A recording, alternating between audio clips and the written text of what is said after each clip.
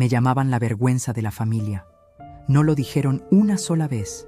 Lo convirtieron en mi nombre secreto, la que siempre se equivoca, la que arruina las reuniones, la que no hace nada bien. Mientras ellos posaban para fotos perfectas, sonriendo como si fueran un ejemplo de unidad y amor, yo me acostumbré a ser la silla vacía, que nadie preguntaba por qué estaba vacía. Lo que mi familia nunca imaginó fue que, un día, la que callaba y se escondía empezaría a hablar.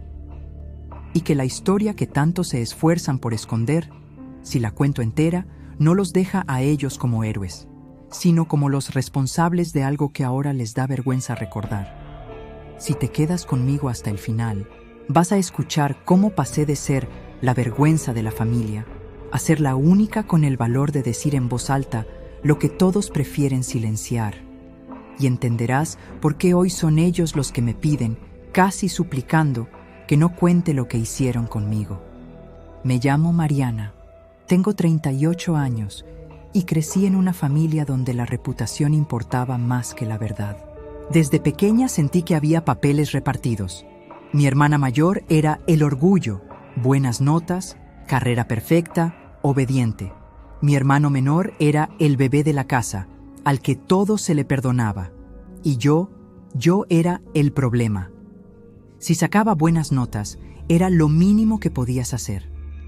Si me equivocaba, era otra vez Mariana dando vergüenza. Si decía lo que pensaba, era dramática. Si me callaba, era resentida.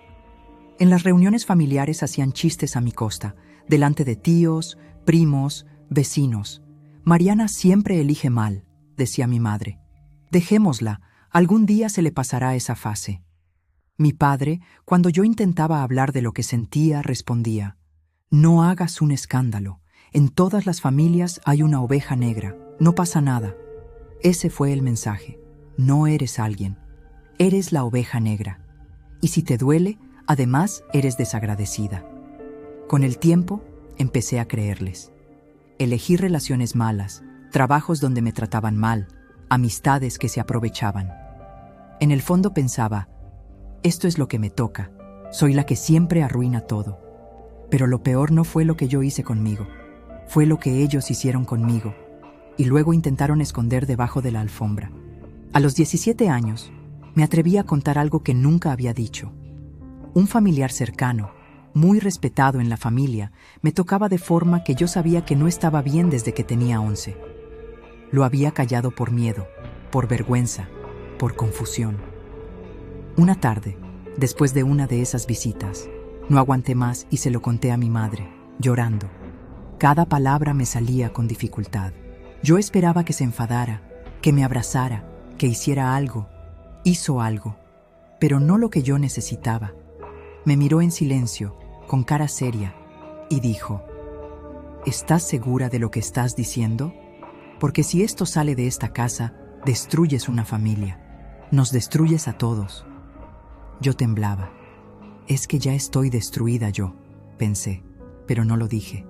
Ella continuó: tu tío es una persona importante. Ayuda a todos. Siempre ha estado ahí. No podemos acusarlo así porque sí. Además, tú siempre fuiste exagerada. Piensa bien antes de repetir esto. Era la primera vez que me atrevía a poner en palabras lo que me había pasado, y la respuesta fue: cállate, porque nos das vergüenza. No hubo denuncia, no hubo conversación con él. Lo único que hubo fue un acuerdo silencioso. Yo no volvía a quedarme a solas con ese hombre, y ellos hacían como si nada. A partir de ahí, todo lo que yo hacía o decía era visto como parte de mi drama. Si me ponía nerviosa en una reunión, era porque no supero nada. Si me alejaba de las fiestas, era porque siempre ha sido rara. Lo que nadie veía o no quería ver era que yo estaba creciendo con la certeza de que mi dolor valía menos que su imagen pública. Me fui de casa en cuanto pude. Me mudé con una amiga a un piso pequeño. Trabajé en lo que salía, empecé terapia. Fue ahí donde escuché por primera vez una frase que me cambió. Lo que te pasó no fue tu culpa. Lo que hizo tu familia contigo después, tampoco. La terapeuta me dio palabras que mi casa nunca me ofreció.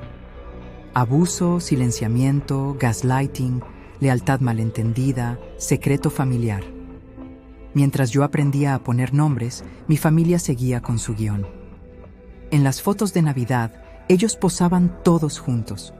Si yo no iba, decían: Mariana no quiere saber nada de nosotros, se cree mejor. Nadie decía: Mariana no viene porque aquí nunca la creímos cuando dijo algo grave. Cada vez que me llamaban, era una mezcla de cariño envenenado. Te extrañamos, pero tú siempre te alejas. Ya pasó tanto tiempo, deberías dejar el pasado atrás. Esto de la terapia te está metiendo ideas raras en la cabeza. Yo contestaba cada vez menos. Necesitaba distancia para no volver a convertirme en la vergüenza que ellos habían fabricado. Los años pasaron. Yo cambié de trabajos, de ciudad, de amistades. Empecé a rodearme de gente que no me conocía como el problema, sino como alguien normal con una historia difícil. Y eso, poco a poco, fue desprogramando algo dentro de mí. Empecé a hablar. Primero en terapia, luego con amigos muy cercanos, más tarde incluso en grupos de apoyo. Conté mi historia de abuso y silencio.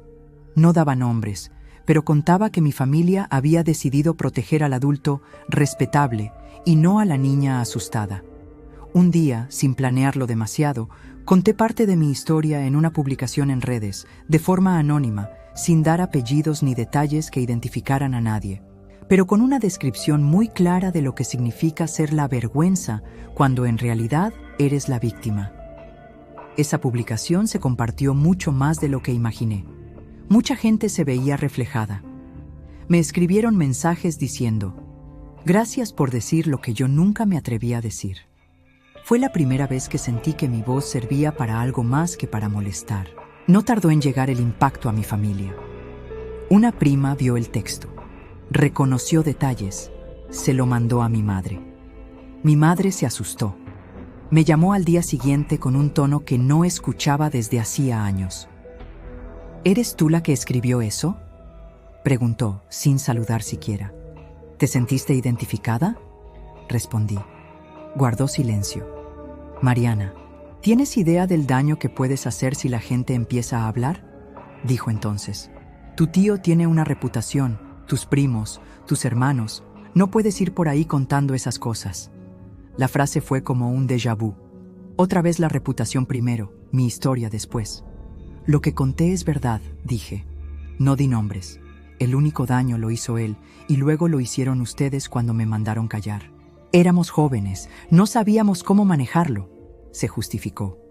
Lo hicimos lo mejor que pudimos. No nos avergüences ahora, por favor. Ahí lo escuché claro. Ahora, la que podía dar vergüenza no era yo por mis decisiones, sino yo por contar la verdad de lo que ellos hicieron conmigo. ¿Te das cuenta de lo que me estás pidiendo?, respondí, con la voz firme por primera vez. Me estás pidiendo que siga protegiendo a quien me hizo daño para que los demás no tengan que lidiar con su culpa. Ella lloró. Dijo que me quería, que no quería pelear, pero entre lágrimas dejó escapar la frase que lo resume todo. Ruego que no lo hagas más público, nos destruyes.